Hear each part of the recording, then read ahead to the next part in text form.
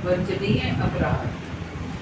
तो पिछले अध्याय में हमने पढ़ा कि भक्ति सिद्धांतों के प्रमाण, कि भक्ति के क्या क्या सिद्धांत हैं ये पढ़ा। और अब कौन कौन से अपराध हम जाने अनजाने में कर बैठते हैं वो हम इस अध्याय में रूप गोस्वामी पाद हमें बता रहे हैं कि कभी कभी हमें पता भी नहीं चलता कि हमसे ये अपराध हो रहा है और हम वो कर बैठते हैं। तो कैसे, वैसे तो हम जहाँ भाव होते हैं वहाँ भगवान अपराधों को नहीं लेते हैं, भगवान तो भावग्राही जनार्दन है, लेकिन फिर भी हम कम से कम जो अवॉइड कर सकते हैं, जितनी हम शुद्धता रख सकते हैं उतना हमें अवश्य रखना चाहिए, है ना। तो और जब तक हमें पता ही नहीं होगा तब तक हम रख कैसे पाएंगे। इसलिए पहले हमें पता होना चाहिए कि क्या अपराध हैं जो हम कभी कभी हम उसको अपराधों की तरह लेते ही नहीं हैं, एक टेकन फॉर ग्रांटेड ले लेते हैं, लेकिन उनको स्वामी पाद उन्हें अपराधों की तरह हमें बता रहे हैं कि ये अपराध होता है।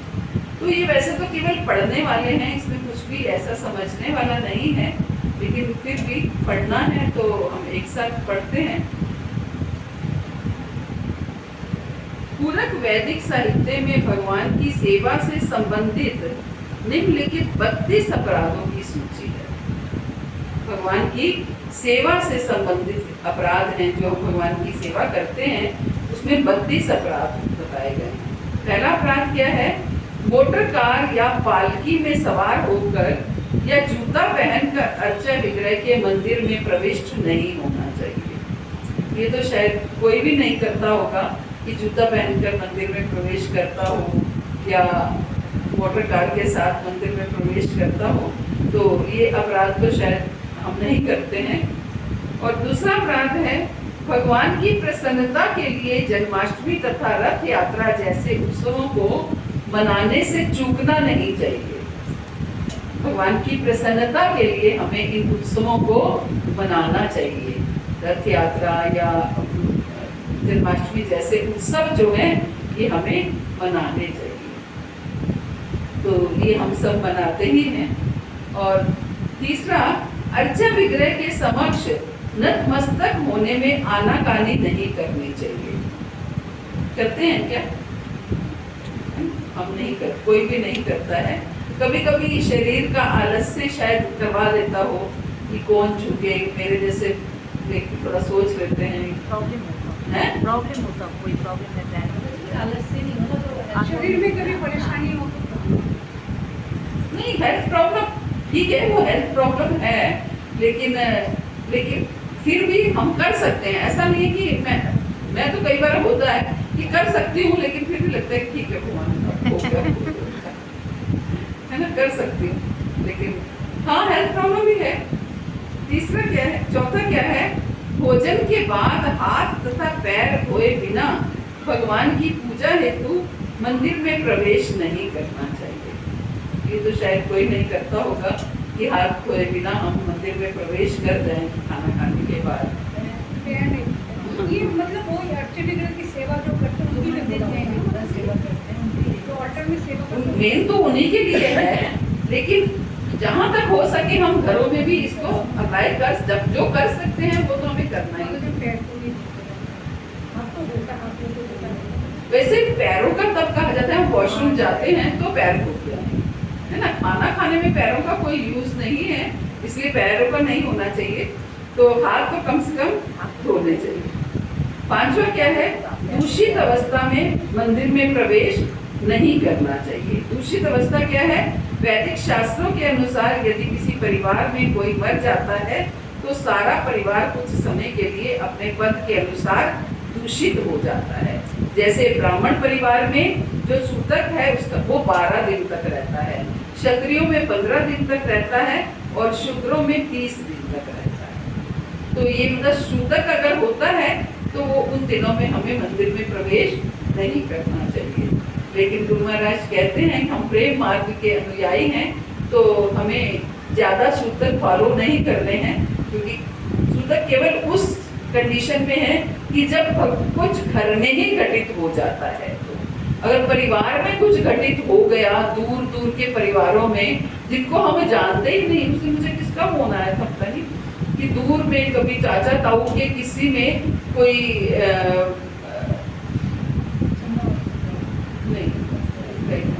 तो चाचा ताऊ की उसमें कोई बेटा पैदा हो गया, तो उसमें अब सूतक कैसे करें, क्या करें, तो वो खुद ही कह रही कहती इससे तो 12 दिन बाद ही हमें बता देते, ना हमें पता चलता ना हम सूतक होता। इसका मतलब क्या है, हमें फर्क नहीं पड़ रहा ना।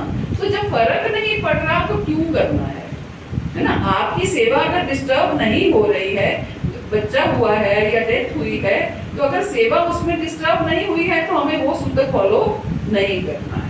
हाँ, आपके घर में भी कुछ हुआ है, घर में बच्चा हुआ है, आप लोग हॉस्पिटल में हैं, आवाजावी लगी हुई है, या घर में भी जच्चा बच्चा की सेवा में व्यस्त हैं, तो वो सूतक फॉलो हमें करना चाहिए। वो वैसे भी शुद्धता नहीं होती, हवन होता है या यज्ञ होता है उसके बाद शुद्धता होती है। लेकिन अगर घर में नहीं है तो कोई सूतक नहीं। और एक हाथ से नमस्कार नहीं करना चाहिए। एक हाथ से नमस्कार कैसे करते हैं? ऐसे कर लेते हैं, जैसे निकलते हुए मंदिर के सामने से जा रहे हैं।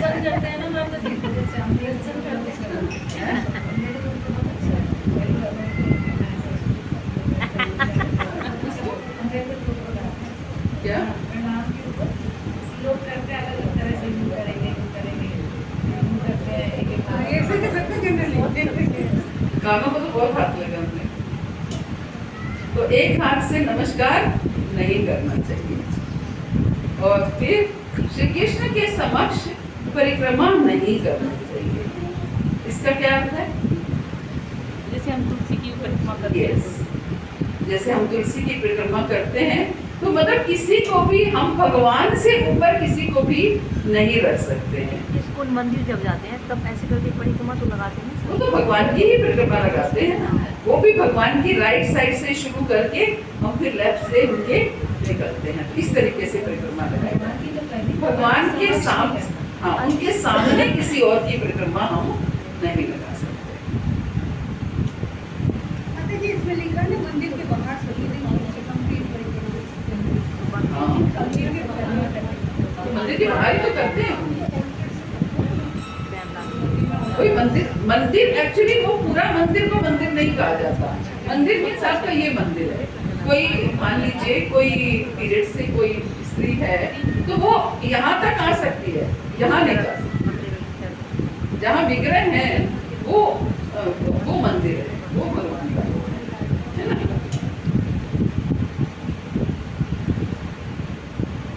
अच्छे विग्रह के समक्ष अपने पांव नहीं फैलाने चाहिए। तो इस चीज का कई लोग शायद ध्यान ना देते हो, तो इस चीज का हमें ध्यान देना चाहिए कि अच्छे विग्रह के सामने हमें पांव नहीं फैलाने। और अपने हाथों से टखने, कोहनी या घुटने पकड़कर अच्छा विग्रह के समक्ष नहीं बैठना चाहिए। कई बार ऐसे कर लेते हैं। तो ये छोटी छोटी बातें हैं जो हमें पता भी नहीं होती हैं, इसलिए पढ़ने का मतलब यही होता है कि हमें पता होगी तो हम फॉलो करेंगे। टखने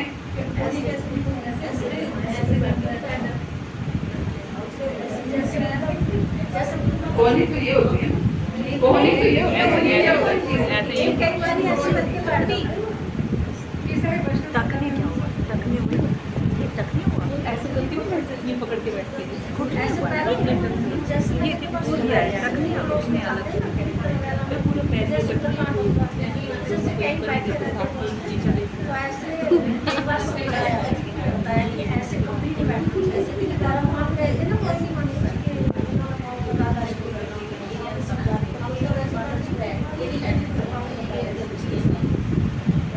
टखने, कोहनी और घुटने, घुटनों पे नहीं पकड़ना।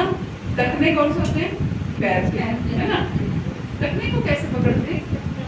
वो ऐसे ही आ जाएगा, दोनों चीज इकट्ठी आएगी। लोग ऐसे पैर करके वो पकड़ लेते हैं, इसे पकड़ के उठा टखने, कोहनी और घुटने को पकड़ करके नहीं बैठना, है ना। और 10वां, कृष्ण के अच्छे विग्रह के समक्ष लेटना नहीं है। कईयों के जैसे घर में ही मंदिर होते हैं, एक ही रूम में मंदिर है, उसी में ही हमारा बेड है तो हम उनके सामने लेट भी जाते हैं, तो वैसे लेटना नहीं चाहिए। और अच्छे विग्रह के समक्ष प्रसाद ग्रहण नहीं करना चाहिए, है ना। अगर सामने है, यहाँ पर जैसे भगवान सामने होते हैं, कई लोग प्रसाद पा रहे होते हैं, तो कम से कम हमें पर्दा कर लेना चाहिए। माता जी हमारे घर पर ड्राइविंग का अब तक गर्मी में मैंने कंडीशन हाथ कर रखे हैं, मतलब शोकेस पे ऐसे बिठा कर रखती हूँ गर्मी में, तो कुछ ना हमारी लगती मुझे बिठा कर डाइनिंग में बैठ के तो नहीं करना चाहिए। अच्छा विग्रह के समक्ष कभी झूठ नहीं बोलना चाहिए। बोलते हैं क्या? हम तो वैसे ही नहीं बोलते। आजकल मतलब ज्यादातर लोग बोलते हैं। लेकिन अच्छे विग्रह के समक्ष नहीं बोलना। कई लोग तो ऐसे बोलते हैं, कई लोग तो ऐसे बोलते हैं, राणा पार्ट्स हटती की कसम मैंने ऐसा नहीं कहा, सामने खड़े कर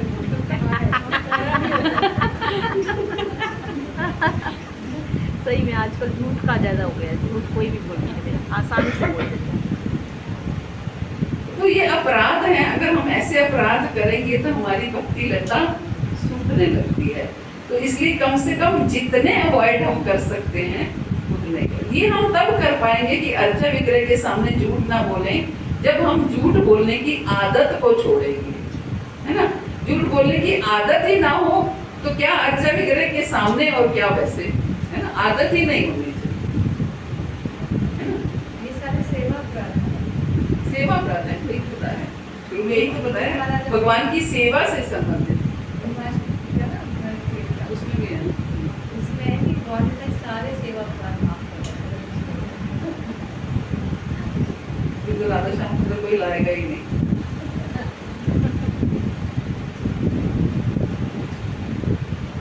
तो अच्छे विग्रह के समक्ष कभी झूठ नहीं बोलना चाहिए।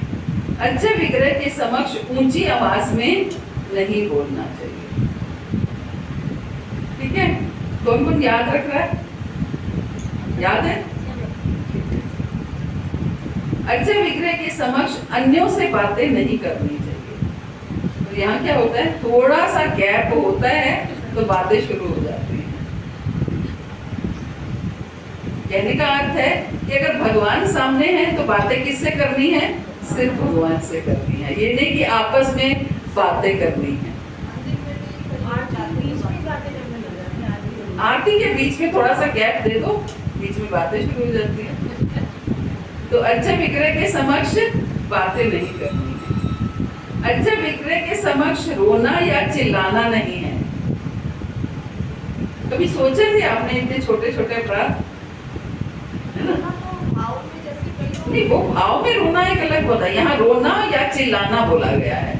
हम भाव में चिल्लाते थोड़ी है ना। अभी जैसे गुस्से में रोना या गुस्से में जब क्रोध आता है तो रोना भी आता है, तो क्रोध में ही रोना या क्रोध में चिल्लाना, इस तरह करनी। या अच्छे विग्रह के समक्ष लड़ना झगड़ना नहीं चाहिए। अच्छे विग्रह के समक्ष, ये तो मेरे लिए है, किसी को डांटना नहीं चाहिए। मैं तो उनके सामने डांटती हूँ। डांटते थोड़ी ना, उनके समझाते हैं। अच्छे विग्रह के समक्ष किसी को डांटना नहीं चाहिए। अच्छे विग्रह के समक्ष भिखारियों को भिक्षा नहीं देनी चाहिए। क्यों? देने वाले भगवान है। देने वाले भगवान हैं, हम कौन है देने वाले? तो इसलिए अच्छे विग्रह के समक्ष वहाँ अच्छे विग्रह के सामने रख दो, और कोई मांग भी रहा हो तो बोलो वहां से उठा लो।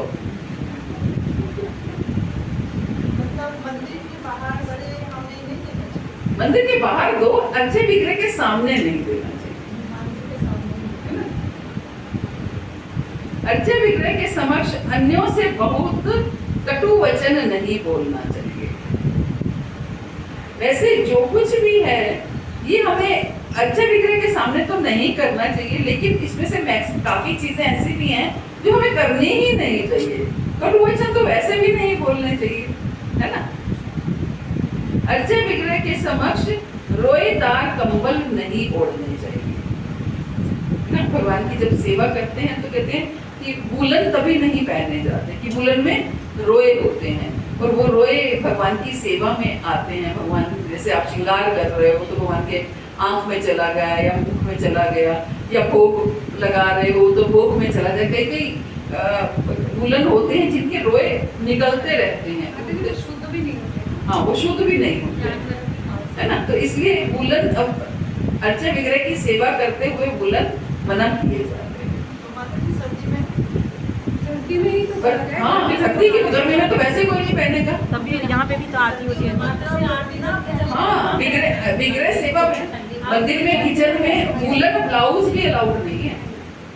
मंदिर में माता जी लोग सेवा करती हैं तो वूलन ब्लाउज भी अलाउड नहीं है विंटर में। तभी गुरु महाराज वगैरह जो भी सब होते हैं आरती करते हैं, आप देखते हो कि ऊपर का बिल्कुल वाइट ही वो जो हाँ वो पहनते हैं, जैकेट वैकेट भी उतार देते हैं। जबकि जैकेट में कोई रोए वगैरह थोड़ी होते हैं, तो कोई उड़ने का भी नहीं होता। लेकिन क्योंकि होता क्या है, वो आप बाकी वस्त्र तो रोज धोगे, वूलन आप रोज भी नहीं धोते हो, है ना। शॉल तो, वगैरह है? तो वो फिर शुद्ध नहीं होता। यहाँ तो हम सब कुछ चला लेते हैं, लेकिन वो अब पुजारियों को तो सर्दियों में भी एकदम हाँ सर्दी या बारिश हो रही है, बिल्कुल ऊपर के जैकेट बॉडी होती है। अर्चा विग्रह के समक्ष किसी अन्य की स्तुति या बड़ाई नहीं करनी चाहिए। किसी अन्य की स्तुति या बड़ाई नहीं करनी चाहिए। भगवान के सामने केवल भगवान की ही बड़ाई करनी चाहिए। अर्चा विग्रह के समक्ष किसी को गाली नहीं बकनी चाहिए, वैसे भी नहीं होनी चाहिए। अर्चा विग्रह के समक्ष अपान वायु का त्याग नहीं करना चाहिए। अपने साधनों के अनुसार अर्चा विग्रह की पूजा करने से चूकना नहीं चाहिए। भगवत गीता में कहा गया है कि यदि कोई भक्त भगवान को पत्ती या थोड़ा जल भी अर्पित करे तो वे प्रसन्न हो जाते हैं। भगवान द्वारा बताया गया ये सूत्र निर्धन से निर्धन व्यक्ति पर लागू होता है, किंतु इसका अर्थ ये नहीं है कि जिसके पास पर्याप्त साधन हो वह भी इसी विधि को अपनाए। पत्रम पुष्पम फलम तोयम यो में भक्त्या प्रयति। भगवान कहते हैं कोई मुझे पत्ता भी अर्पित कर देता है, जल भी अर्पित कर देता है, तो भी मैं प्रसन्न हो जाता हूँ। लेकिन इसका मतलब ये नहीं है कि भगवान ने एक पत्ता अर्पण करने को कहा या जल अर्पण करने को कहा तो आप खा रहे हो शाही पनीर और मालपुए खीर और भगवान को एक पत्ता और जल अर्पित कर रहे हो। ये नहीं होना चाहिए, है ना। आप अगर सामर्थ्य है, ये इसलिए कहा भगवान ने कि अगर आपके पास सामर्थ्य नहीं है तो इसका मतलब आप ये मत सोचना कि आप मुझे भोग नहीं लगा रहे हो तो मैं प्रसन्न नहीं होऊंगा। आपके पास जो सामर्थ्य है उस सामर्थ्य के अनुसार भगवान प्रसन्न होते हैं। किंतु इसका अर्थ ये नहीं है कि जिसके पास पर्याप्त साधन है वह भी इस विधि को अपनाए और भगवान को जल तथा पत्ती अर्पित करके उन्हें प्रसन्न करने का प्रयत्न करे। यदि उसके पास पर्याप्त साधन हो तो उसे अच्छे अच्छे अलंकरण, उत्तम फूल तथा भोज्य सामग्री अर्पित करनी चाहिए और सारे उत्सव मनाने चाहिए। भगवान के सारे उत्सव मनाने चाहिए। अभी हमने उस दिन मैंगो फेस्टिवल मनाया और स्नान यात्रा, कैसा लगा सबको? पहली बार हमने तो ऐसे ही भगवान अपने आप को बुद्धि देते हैं। माता जी को बुद्धि दी कि मैंगो फेस्टिवल करना है, तो भगवान वैसे ही जो करवाना चाहते हैं वो किसी न किसी माध्यम से करवाते हैं, है ना। अब संडे को मंदिर में मैंगो फेस्टिवल है, आप लोग सब जाइए, वहाँ बहुत अच्छा लगेगा। 11,000 मैंगोस का ऑफरिंग हो रही है। 11,000 किलो 11,000 kg आम क्या भोग लगेगा वहाँ।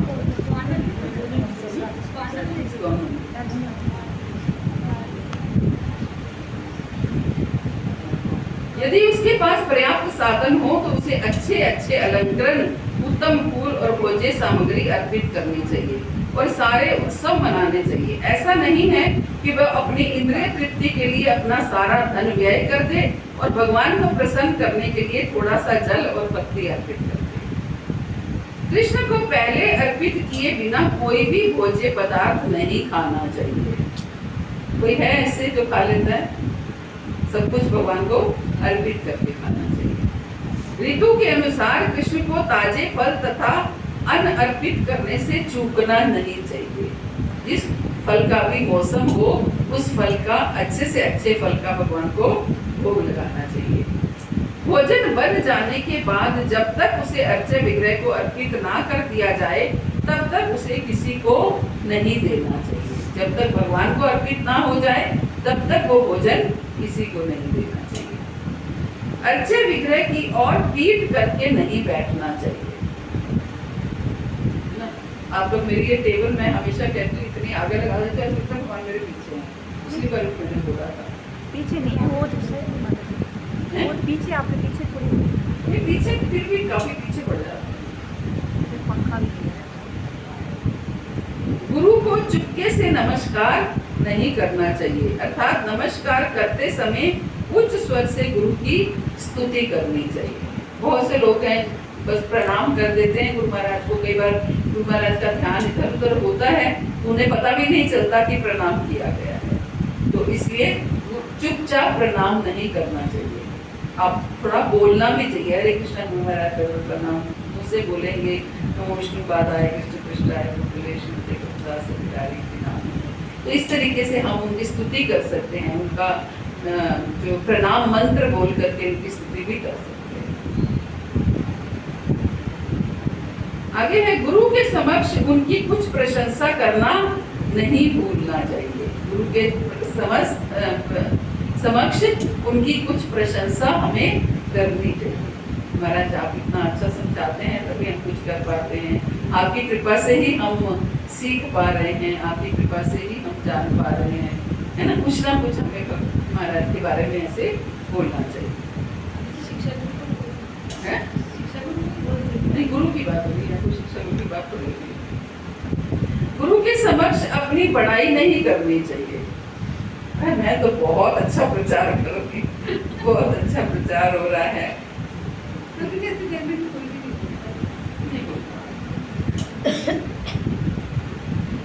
अर्च्य विग्रह के समक्ष देवताओं का उपहास नहीं करना चाहिए। ये नहीं कि हम भगवान के सामने देवी देवताओं का उपहास करें, ऐसा भी नहीं होना चाहिए। तो ये 32 अपराधों की सूची है।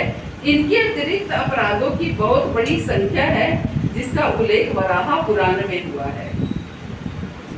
तो क्या है? अंधेरे कमरे में अर्च्य विग्रह को नहीं छूना चाहिए। अंधेरे कमरे में अर्च्य विग्रह को नहीं छूना चाहिए। भगवान के कमरे में अंधेरे कमरे में कैसे छूएंगे, ये हमें समझ ही नहीं आया। अर्च्य विग्रह के पूजन के विधि विधानों का कड़ाई से पालन करना चाहिए कि जो समय आपका आरती का है उस समय एक आप लिमिटेड सेवा रखिए। ये आपको बहुत ध्यान रखना है। कम से कम सेवा रखिए, सेवा को बढ़ाइए मत, है ना।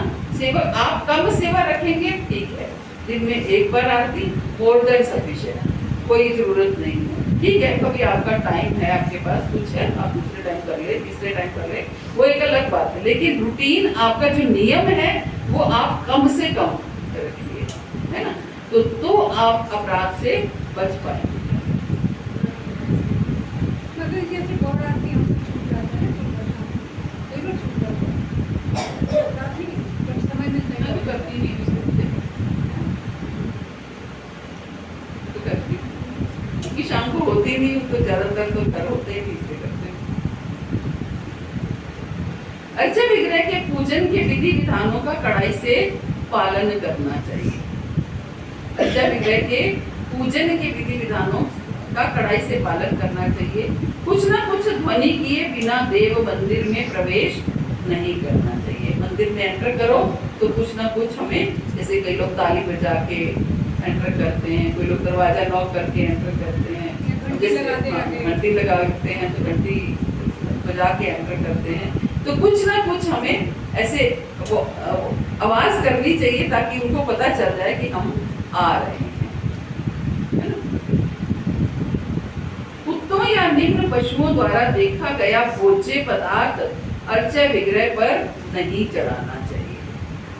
अगर कुत्ते ने प्रसाद को देख लिया या किसी निम्न पशु ने प्रसाद को देख लिया तो वो प्रसाद भगवान को ऑफर नहीं करना चाहिए। इसीलिए कहते हैं जिस घर में अर्च्य विग्रह की सेवा होती है उस घर में कुत्ता नहीं होना चाहिए। इसलिए कहते हैं दीक्षित भक्तों के घर में कुत्ता नहीं होना चाहिए, क्योंकि अगर आप दीक्षित हैं तो अर्चा विग्रह की सेवा होती ही है। तो फिर अगर कुत्ता होगा तो आप आपके आगे पीछे भी मंडराते रहते हैं कुत्ते, मैंने देखा पैरों से चिपकते हैं, इधर उधर ऐसे लगे रहते हैं। फिर आप भोग लेके जा रहे हैं और आपके पैरों से वो लग रहा है तो वो देखेगा, है ना। तो बहुत से लोग इस बात को लेकर के इसको नहीं समझ पाते हैं कि जीव तो जीव ही है, जीव से प्रेम करना चाहिए, वो भी तो आत्मा है, उसमें भी तो आत्मा है, हमें उनसे प्रेम करना एक अलग बात है। हमने कब कहा कि आप कुत्ते को रोटी मत खिलाओ? खिलाओ, जरूर खिलाओ। पहले कुत्ते गली में हुआ करते थे, गली में, मुझे याद है हम छोटे छोटे होते थे, हमारे दादाजी लोग अब रात को डिनर करना, उन्होंने डिनर करके एक रोटी उन्होंने अलग कुत्ते की रख देना। घर के जितने मेंबर होते थे वो अपनी एक रोटी अलग से कुत्ते के लिए रखते थे। रोटी खुद खाना, फिर रोटी लेके जाना, आवाज लगाना, तो ऐसे आवाज लगाते थे। हाँ, और गाँव में ऐसे है ना, तो ऐसे वो उनको भी आवाज की पहचान होती थी। जैसे ही वो तोय करते थे तो कुत्ते सारे इकट्ठे हो जाते थे, बाहर ही रहते थे, अंदर नहीं आते थे, है ना। लेकिन अब तो कुत्ते अंदर क्या, बेडरूम में क्या, कहाँ घुस जाते हैं।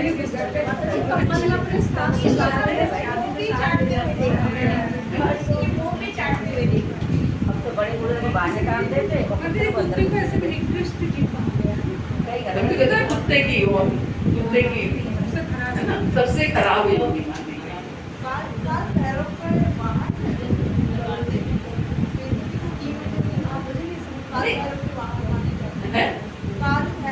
नहीं। ऐसे तो हर पशु पक्षी जो भी है, किसी ना किसी के वाहन, इतने 33 करोड़ देवी देवता हैं, किसी ना किसी के वाहन तो वो होंगे ही।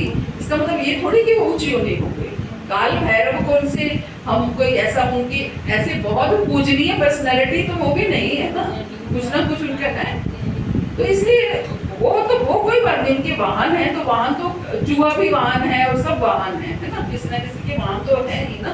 उसमें वाहन होने से क्या फर्क पड़ता है? जो शास्त्रों में बताया गया है कि निम्न योनि है, तो इवन सुअर को भी नहीं बताया गया।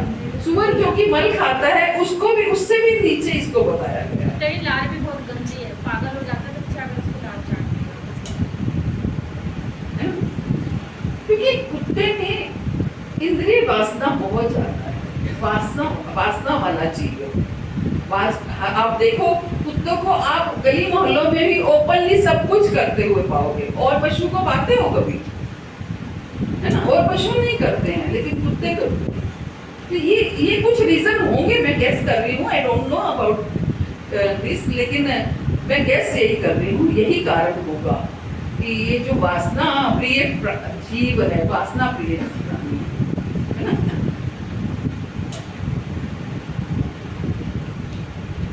पूजा करते समय मौन भंग नहीं करना चाहिए, है? चुप रहना चाहिए, और पूजा में व्यस्त रहते समय सुसुपोटी करने नहीं जाना चाहिए। कैसे करते हैं पूजा? किसी के अगर बहुत ज्यादा प्रॉब्लम हो तो जा सकते ये कंट्रोल में नहीं है, लेकिन कहने का अर्थ ये होता है कि अगर आप पूजा करने जा रहे हो तो उससे पहले फ्रेश होके, है ना, उससे पहले फ्रेश होके जाओ। अगर आपको थोड़ा सा भी लग रहा है कि आपको कहीं पूजा के बीच में से ही उठना पड़ेगा, तो ये नहीं होना चाहिए, फ्रेश होके। कुछ फूल चढ़ाए बिना धूप दान नहीं करना चाहिए। फूल चढ़ाए बिना धूप दान नहीं करना चाहिए। फूल भी चढ़ाने चाहिए, नहीं कि सिर्फ धूप दिखाते रहो, तो फूल भी चढ़ाने चाहिए। ऐसे दान ही बोला जाता है, दीप दान, धूप दान बोला जाता है। सुगंध रहित व्यर्थ फूलों को अर्पित नहीं करना चाहिए। जैसे वो चाइनीज रोज लेके आते हैं, मुझे बिल्कुल पसंद नहीं आता, इसलिए उसमें बस वो देखने में ही लाल लाल है, ना तो उसमें कोई खुशबू होती है ना कुछ, ना ही कोई, वो देखने में बहुत अच्छे लगते हैं। तो ऐसे फूल अर्पित नहीं करने चाहिए। जिससे फूल भगवान को अर्पित किए जाते हैं सुगंध के लिए, और जिसमें सुगंध ही नहीं है फिर तो ये जो प्लास्टिक के वही फूल अर्पित कर दो, फूल तो फिर फूल ही है ना। प्रतिदिन दांतों को सावधानी से साफ करना नहीं भूलना चाहिए। ये तो सब करते हैं। क्या ब्रश नहीं करना चाहिए?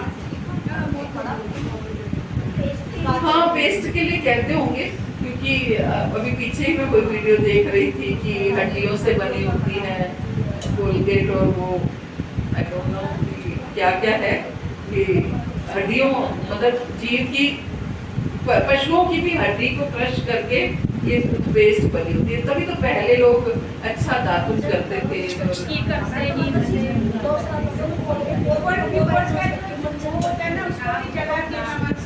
तो मंजन भी तो उसी का ही होता होगा। नहीं उसका नहीं होता है? उसका नहीं होता, पतंजलि का वाली में। हम तो पेस्ट ही है पतंजलि की करते हैं। और पहले डाबर लाल आता था। तो इनके पीछे कोई लॉजिक नहीं है, ना ही कोई हम कुछ बोल सकते हैं, क्योंकि ये अनअवॉइडेबल चीजें हैं। ठीक है, अवॉइड कर सकते हैं तो बहुत अच्छी बात है, और हमें प्रयास करना चाहिए देसी तरीके से। पहले लोग हल्दी नमक और ये इससे दांत साफ करते थे, या फिर ये जो नीम की दातुन वगैरह से साफ करते थे। अब लोग कष्ट नहीं करना चाहते हैं, ना ही टाइम लगाना चाहते हैं। उसको क्या है, चबाना पड़ता है, फिर वो करना पड़ता है, तब जाके वो दातुन बनती है। नहीं, मिलती किस लिए नहीं है?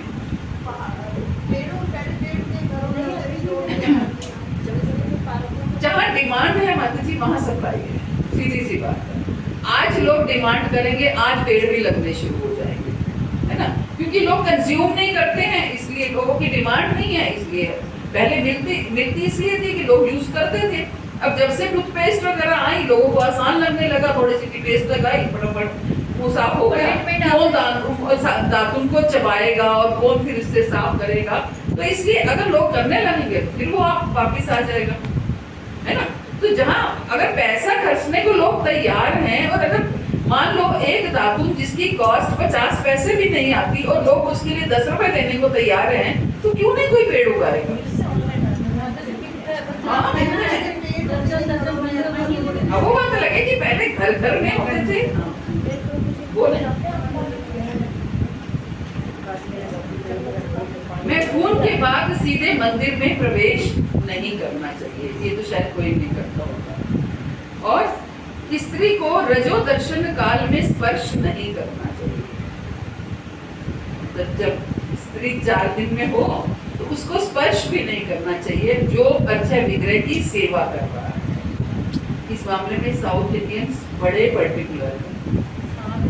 बाप रे, वो तो ऐसा वो कर देते हैं कि बंदा जमीन खोदे और बीच में दब जाए। पूरे 7 दिन नहीं, 4 दिन। मेरे ऊपर रहती है वो 7 दिन तक मंदिर के पास में भी जाती है, केरला में। मुझे वो मंदिर के पास में जा रही है, हो जाना छूट रहे ना, किचन में भी घुस नहीं सकते। किचन में घुसना तो बहुत दूर की बात है, किचन में तो खैर नहीं घुस सकते। ये तो कैसे समझते हैं। लाल नीले या बिना खुले वस्त्र पहनकर मंदिर में प्रवेश नहीं करना चाहिए। लाल नीले वस्त्र पहनकर भी मंदिर में प्रवेश नहीं करना चाहिए। इसलिए राधा रानी को नीले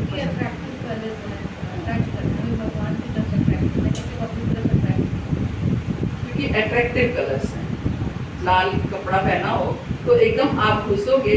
लाल नीले का अर्थ है कोई भी अट्रैक्टिव पोशाक, आप कोई भी बड़ी चमक दमक वाली, कोई तड़क भड़क वाली ड्रेस पहनकर हमें मंदिर में नहीं जाना चाहिए, क्योंकि आप जैसे ही घुसोगे सब आपको देखेंगे। भगवान की तरफ दृष्टि हट जाएगी, आपकी तरफ दृष्टि हो जाएगी। है?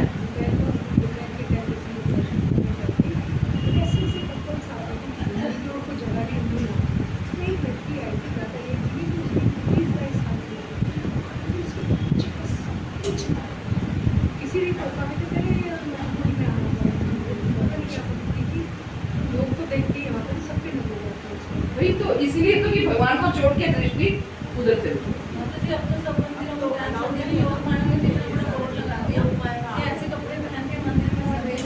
पंडित मना कर दो दिन किए थे तो वो गार्ड खड़ा रहता था, दुपट्टा लेकर, दुपट्टा करो सर पे, घर के अंदर जाओ दुपट्टा करो। 2 दिन मूवी हुई थी, पीले दुपट्टा लेके 2 दिन से बाद से उसके भी दुपट्टा हटा दिया, सब उठाया नहीं, इसको मैं 2 दिन नियम कर दिया था, दुपट्टा सर पे ढक के जाओ।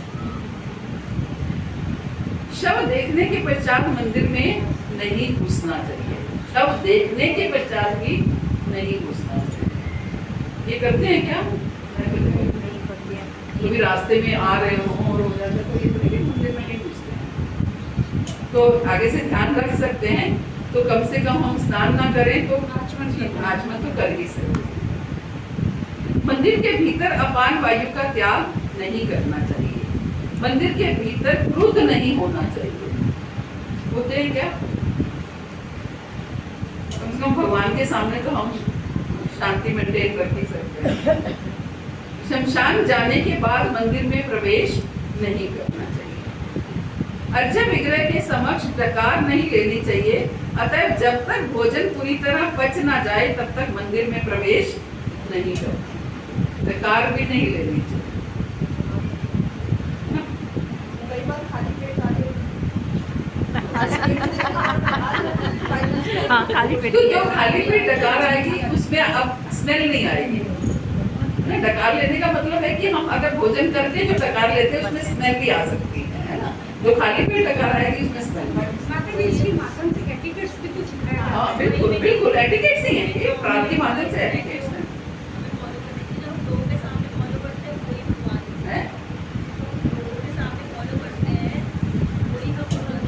यस, अगर कोई मान लो कोई घर में गेस्ट आया हुआ है तो हम अगर आपको डकार आ भी रही है तो आप प्रयास करेंगे ना कि कम से कम उनके सामने ऐसे जोर से डकार तो ना लें। बैड मैनर्स हो गए ना। बैड मैनर्स है ना, तो वही चीजें भगवान के आगे हैं। गांजा नहीं पीना चाहिए, ये तो आप पीते हैं। अफीम या अन्य नशीली वस्तुओं को ग्रहण नहीं करना चाहिए।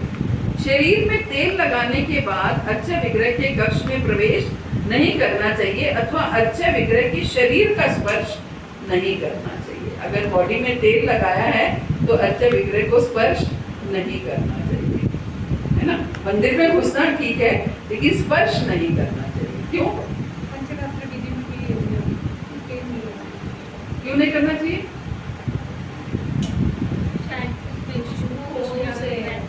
हाँ, कुछ कई बार तेल में कई एलिमेंट्स मिले होते हैं तो इसलिए हमें उसको नहीं करना और पहले की ओर से माता जी तेल लगाती है। पहले की ओर से तेल लगाती सर से तेल लगाती। शरीर में बोला गया है, सर की बात नहीं हो रही है, शरीर में। भगवान की श्रेष्ठता बतलाने वाले शास्त्र के प्रति अनादर नहीं करना चाहिए। किसी विरोधी शास्त्र का सूत्रपात नहीं करना चाहिए। अर्चा विग्रह के समक्ष पान नहीं खाना चाहिए। कई कह सकते हैं कि पान तो भोग भी लगाते हैं, तो कम से कम क्योंकि पान से क्या है, थूक आती है, लार आती है, तो भी सामने मत खाओ, आगे पीछे खा सकते हैं। गंदे पात्र में रखे फूल को नहीं चलाना चाहिए। बिना आसन के फर्श पर बैठकर भगवान की पूजा नहीं करनी चाहिए, अपितु आसन या गलीचे पर बैठना चाहिए। पूरी तरह स्नान किए बिना अर्चा विग्रह का स्पर्श नहीं करना चाहिए। अपने मस्तक पर 3 रेखाओं का तिलक नहीं लगाना चाहिए। हाथ तथा पांव धोए बिना मंदिर में प्रवेश नहीं करना चाहिए। तो यहाँ तक सब समझ में आ गया। आज इसको खत्म करेंगे हम। अन्य नियम इस प्रकार है, अवैष्णव द्वारा पकाया गया भोजन अर्पित नहीं करना।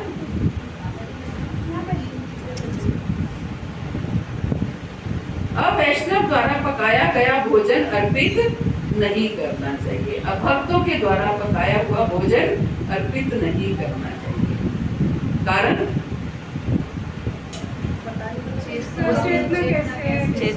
चेतना कैसी है, इसलिए हमें भक्त ही पकाएं, उस भोजन को ही अर्पित करना चाहिए। yes. कभी भी नहीं खाना चाहिए ताकि कभी कभी मतलब तो कभी कभी करेंगे तो कभी कभी फिर उतना प्यूरिफिकेशन की बात है, प्यूरिफिकेशन का प्रोसेस फ्लो हो जाएगा। अब भक्तों के समक्ष अर्चा विग्रह की पूजा नहीं करनी चाहिए। क्यों? कि उनको समझ आ क्योंकि उनके मन में कोई ऐसे गलत भाव आए, भगवान के प्रति हंसी आ जाए, कुछ उनके अपराध कर बैठे, इसलिए नहीं करना चाहिए। तथा जब कोई अभक्त दिखाई पड़ रहा हो तो भगवान की पूजा में व्यस्त नहीं होना चाहिए। ये नहीं कि आप माला कर रहे हो तो कोई अभक्त है वो आपसे बात करने लगा तो आप अपनी माला में नहीं, आप उनसे बात कर लो फिर बात। पहले गणपति देव की पूजा करनी चाहिए क्योंकि वो भक्ति के मार्ग के सारे अवरोधों को दूर भगाने वाले हैं। बताइए।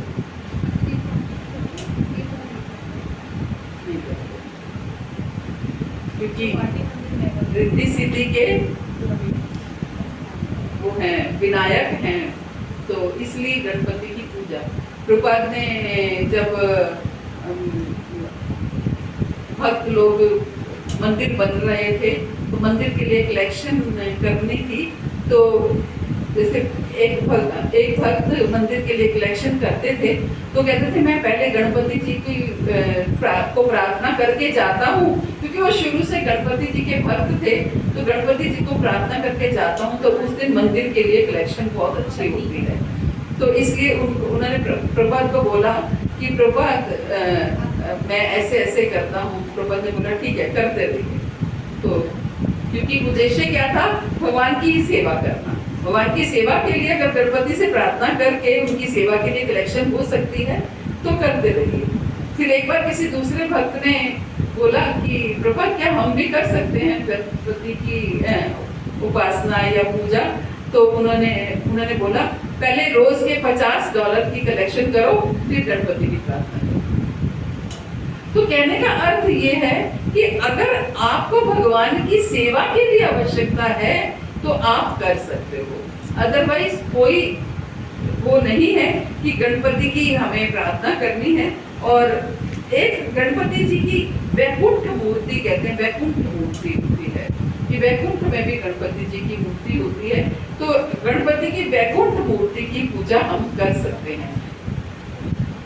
होते वो भी गणपति जी हैं, लेकिन वो एक तरह से भगवान की सेवा हेतु है ना। जैसे व्यास देव जी ने गणपति जी को से है ना माध्यम बनाया था शास्त्रों को लिखने के लिए, तो इस तरीके से उनकी हम पूजा कर सकते हैं,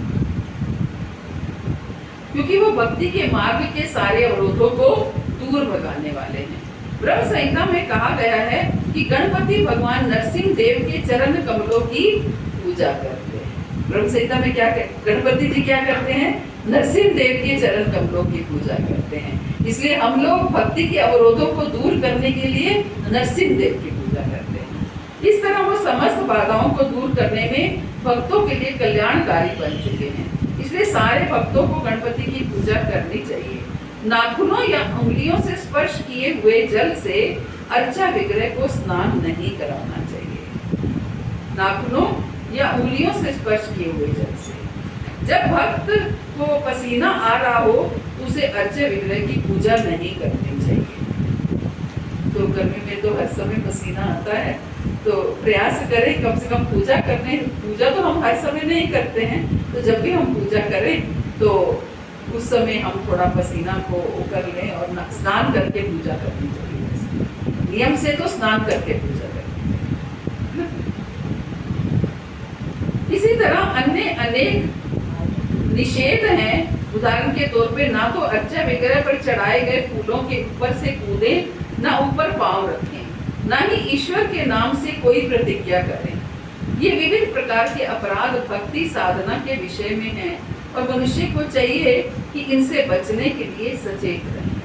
पद्म पुराण में कहा गया है कि ऐसा व्यक्ति जिसका जीवन पूर्णतया पापमय है भगवान द्वारा पूर्णतः रक्षित हो जाएगा यदि वह केवल उनकी शरण ग्रहण करे। इसलिए ये स्वयं सिद्ध है कि जो भी भगवान की शरण में जाता है वे सारे पाप पूर्ण कर्मों के फलों से मुक्त हो जाता है। जो भी भगवान की शरण में जाता है वो सारे पाप पूर्ण कर्मों के फलों से मुक्त हो जाता है। सारे उसके पाप पूर्ण कर्मों के फल समाप्त हो जाते हैं। लेकिन हम भगवान की शरण में ही इसलिए जा रहे हैं ताकि हमारे पाप कट जाएं। तो ये ठीक है क्या? है? ये ठीक नहीं है ना? नाम के बल पर पाप करना, हम इसलिए ठीक है पाप कर लेते हैं, नाम जब करेंगे अपने आप वो पाप कट जाएंगे। तो ये एक अपराध है, नाम के बल पर पाप करना।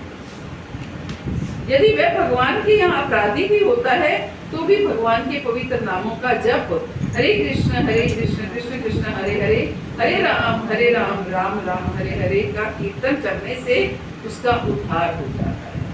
दूसरे शब्दों में हरे कृष्ण कीर्तन समस्त पापों को विनष्ट करने के लिए लाभप्रद है। किंतु यदि कोई भगवत नाम का अपराधी होता है तो उसके उद्धार की कोई गुंजाइश नहीं है। पवित्र नाम जप के विरुद्ध अपराध इस प्रकार है। अब नाम अपराध के बारे में बताया गया है। पहला कि तो हम हर रोज पढ़ते हैं, क्या है? जिन भक्तों ने भगवत नाम के प्रचार हेतु अपने जीवन समर्पित कर दिए हैं उनकी निंदा करना। जिन्होंने अपने जीवन समर्पित किए हैं भगवान के नाम के प्रचार में, उनकी निंदा करना ये सबसे बड़ा अपराध है। इवन किसी की भी निंदा करना ये बहुत बड़ा अपराध है। दूसरा, शिव या ब्रह्मा जैसे देवताओं के नामों को भगवान विष्णु के नाम के तुल्य या उनसे स्वतंत्र मानना। ना तो हमें उनके तुल्य मानना है और ना ही उनसे अलग मानना है, क्योंकि ब्रह्मा और विष्णु भी एक तरह, ब्रह्मा और शिव भी भगवान विष्णु का ही विस्तार है। इसलिए उनसे अलग भी नहीं मानना और उनके समान भी नहीं मानना। जैसे पहली मोमबत्ती जली, उसके बाद उसी मोमबत्ती से हमने और मोमबत्तियां जला ली, तो पहली मोमबत्ती कौन सी थी नहीं पता, लेकिन मूल मोमबत्ती वही रहेगी, बाकी उससे जली हुई मोमबत्तियां हैं। ऐसे ही कभी कभी नास्तिक लोग ये मानते हैं कि कोई भी देवता भगवान विष्णु के समान है। अक्सर कहते हैं कि सब एक ही समान है, अलग अलग रूप हैं, है ना, सभी भगवान हैं। लेकिन जो भक्त है वो भली भांति जानता है कि कोई भी देवता चाहे कितना ही बड़ा क्यों ना हो, भगवान के बराबर या उनसे स्वतंत्र नहीं हो सकता। अतः यदि कोई ये सोचता है कि काली काली या दुर्गा दुर्गा का जाप करे, जाप हरे कृष्ण के तुल्य है, तो ये सबसे बड़ा अपराध है। कोई ये कहे कि काली काली दुर्गा दुर्गा का जप करते रहो तो वो भी कृष्ण के जप के समान है, तो ये भी एक अपराध है।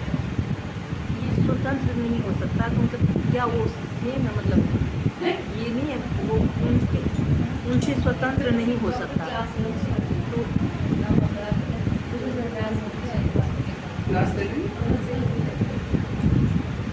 क्लास लेने का मतलब ये होता है कि ऊपर से क्रॉस अपराधों की क्लास में, तो खास तौर से क्रॉस क्वेश्चन, उसे वैष्णव अपराध में क्लास दी मुझे बिल्कुल मजा नहीं आया। नहीं, मैंने ली थी जो लास्ट एकादशी में, है ना। तो वैष्णव अपराध या कोई भी अपराध हो वो तब समझ में आ सकते हैं जब हम ऊपर से क्रॉस क्वेश्चन करेंगे। आज हमने ये अपराध पढ़े, अगर हम घर में बैठ के पढ़ते तो ऐसे पढ़ लेते, बीच में डिस्कशन हुई तो समझ में आए, है ना।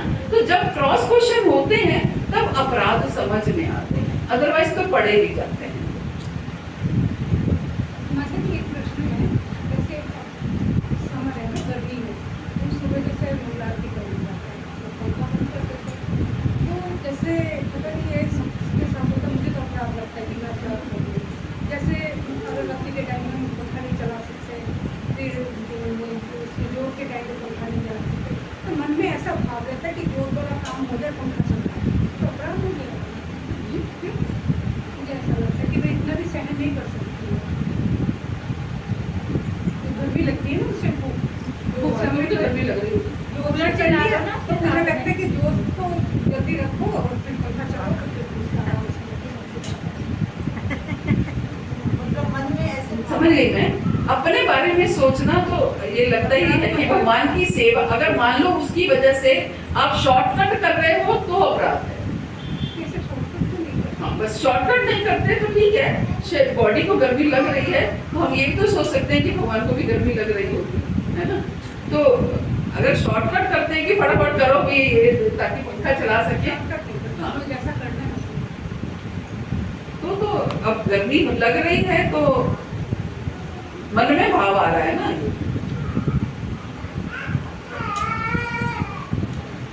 क्या आप क्या पूछ रहे थे? ये है ना, भगवान के बराबर या उनसे स्वतंत्र नहीं हो सकता, तो बराबर और स्वतंत्र मतलब ये स्वतंत्र मतलब कहने का अर्थ है कि हम ये नहीं कह सकते कि शिव और ब्रह्मा और कृष्ण में कोई अंतर नहीं है, सब एक समान है। एक समान नहीं है।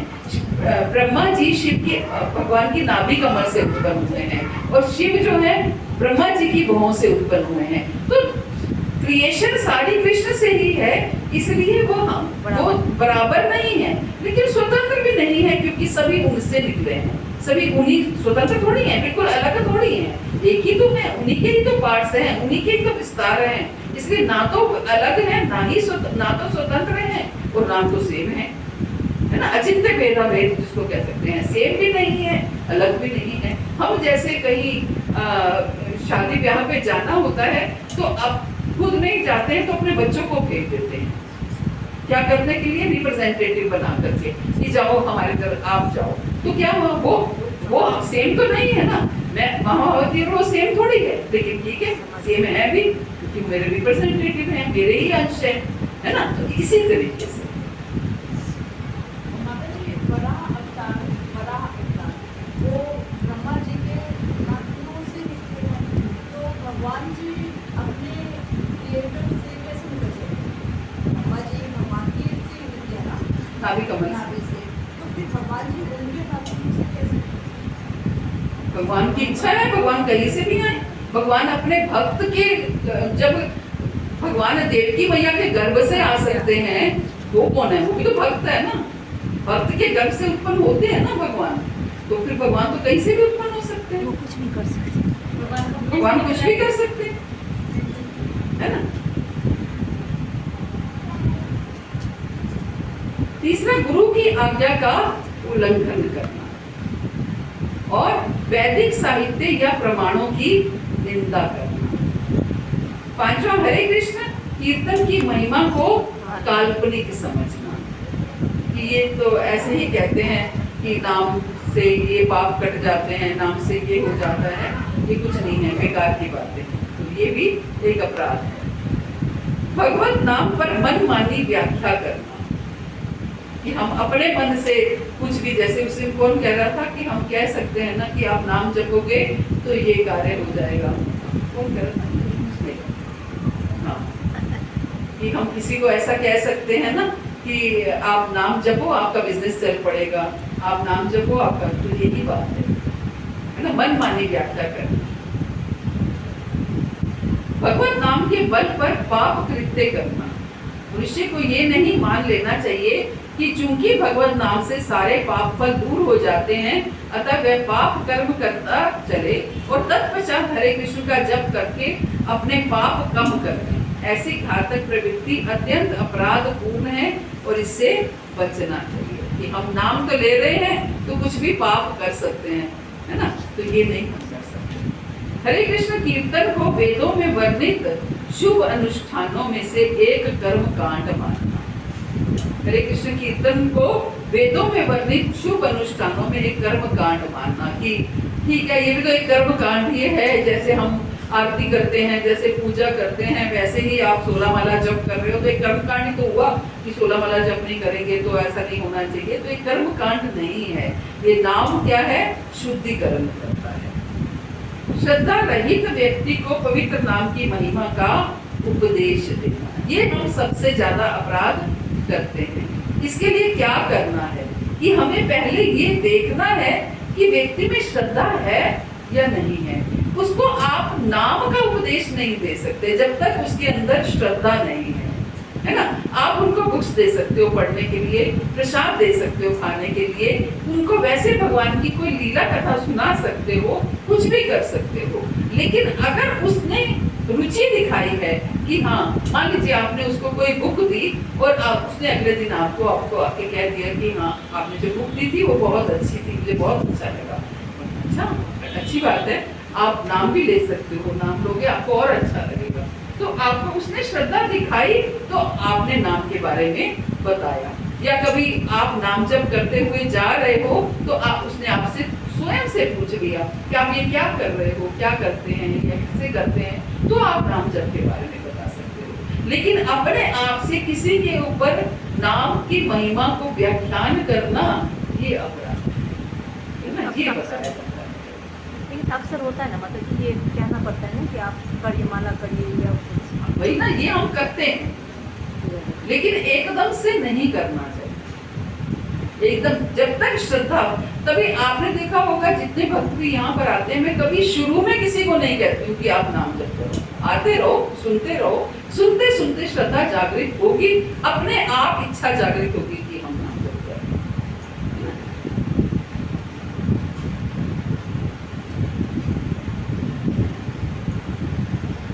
श्रद्धा रहित व्यक्ति को पवित्र नाम की महिमा का उपदेश देना। भगवत नाम कीर्तन में कोई भी व्यक्ति भाग ले सकता है, किंतु प्रारंभ में भगवान की दिव्य शक्ति का उपदेश नहीं दिया जाना चाहिए। कीर्तन में उसको पार्टिसिपेट कराइए, लेकिन आप नाम की महिमा के बारे में मत बताइए। नाम लेने से ये होता है, नाम लेने से ऐसा अच्छा होता है ना, तो हम शुद्ध हो जाते हैं। महिमा हमें अभी व्याख्यान नहीं करनी, उसको समझ नहीं है। जो लोग पापी हैं वो भगवान की दिव्य महिमाओं का मूल्य नहीं समझ सकते, अतः उन्हें इस विषय में उपदेश ना देना ही श्रेष्ठ होगा। इस विषय में अनेक उपदेशों को समझ लेने के बाद भी पवित्र नाम कीर्तन में पूर्ण श्रद्धा ना रखकर भौतिक आसक्ति बनाए रखना। इतना सब कुछ सुनने के बाद भी हम भौतिक आसक्ति बनाए रखते हैं, ये भी एक नाम अपराध। इतना सुनते हैं, इतना समझते हैं, जानते हैं, फिर भी संसार में आसक्ति बनाए हुए हैं, तो ये भी एक नाम अपराध है। और ये तो हम सब करते हैं, है ना, ये हम सब करते हैं। हर व्यक्ति को अपने को वैष्णव कहता है, इन अपराधों से बचना चाहिए, जिससे शीघ्र ही वांछित सफलता प्राप्त हो सके। हरे कृष्णा। श्री प्रभुपाद की जय, गुरु महाराज की जय।